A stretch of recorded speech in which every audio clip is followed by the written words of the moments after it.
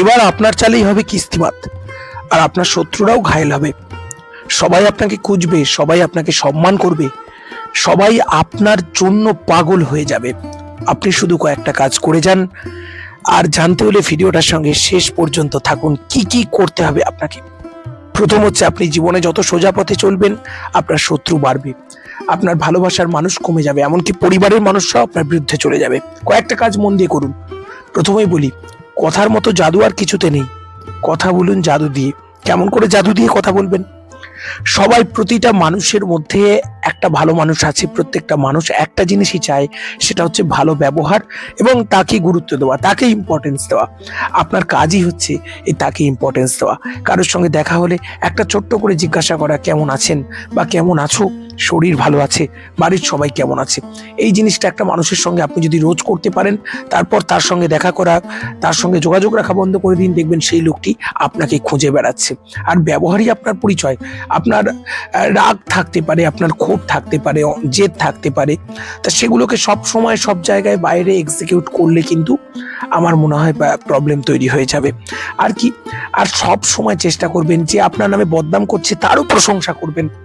তার নামে বলবেন যে ওর দিক থেকে হয়তো এই ভাবনাটা, কিন্তু আমার ওর প্রতি কোনো খারাপ মনোভাব নেই। শত্রুরও প্রশংসা করবেন। এতে অন্যের কাছে আপনার প্রতিপত্তি, আপনার সম্মান অনেক গুণ বেড়ে যাবে, অনেক গুণ বেড়ে যাবে। অযথা তর্ক ঝগড়ায় জড়াবেন না। কি দরকার আপনার তর্ক ঝগড়ায় জড়িয়ে? কোনো দরকার নেই। শরীর মনকে ব্যস্ত করার কোনো প্রয়োজন নেই। এইভাবে একটু বুদ্ধি কৌশল নিয়ে চলার। আর কিছু মানুষকে দেখুন, সব সময় মেনে নিলে হবে না, মানিয়ে নিলে হবে না। কখনো কখনো নিজেকে একটু কঠিন, কখনো দৃঢ় করা, কখনো কখনো মুখের উপর বলা, কখনো কখনো সরে যাওয়া, এগুলো থাকবে। সবাই আপনাকে সম্মান করতে বাধ্য হবে। আর কি, আপনাকে চলতে হবে মাথা উঁচু করে, আপনাকে বলতে হবে মাথা উঁচু করে। আর সব জায়গায় যেখানে দেখবেন আপনাকে গুরুত্ব দেওয়া হচ্ছে না, জোর করে কাকুতি মিনতি করবেন না। আপনি আপনার মতো এগিয়ে যাবেন, তাদেরকে বাদ দিয়ে এগিয়ে যাবেন। যে মানুষগুলোর কাছে গেলে আপনি মানসিকভাবে উদ্ব্যস্ত হয়ে পড়েন, আপনি তাদের থেকে দূরে থাকুন, ভালো থাকবেন। তাদেরকে বাদ দিয়ে চলার চেষ্টা করুন, ভালো থাকবেন। আমার মনে হয় এইভাবে চলাটাই উত্তম, এইভাবে চলাটাই মঙ্গল হবে। আমি সকলকে বলবো এইভাবে চলুন। আর সব সময় সেলফ মোটিভেশন, নিজেকে সতেজ রাখুন, সবুজ শাকসবজির মতো সতেজ থাকুন সব সময়।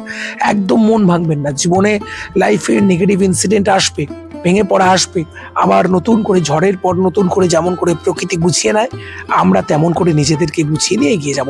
এই হচ্ছে মূল সূত্র। তাই দুঃখ নেই, আনন্দ নেই, নিজের পথে এগোতে এগোতে আমি যদি সঠিক পথে চলি, আমি যদি সবাইকে ভালোবাসতে পারি, আমি যদি সবাইকে সম্মান দিতে পারি, প্রকৃতির নিয়মে সবাই আমার দিকে ঝুঁকতে বাধ্য হবে। ব্যক্তিত্বটা আকর্ষণীয় করুন, আকর্ষণে সবাই ছুটে আসবে। আপনার কথাবার্তা, ব্যবহার সব কিছুতে আকর্ষণ থাকুক। ঠিক আছে, মন খারাপ করবেন না। পরবর্তী পর্বে দেখা হচ্ছে। সঙ্গে থাকুন, স্বস্তি বার্তার সঙ্গে থাকুন। নমস্কার।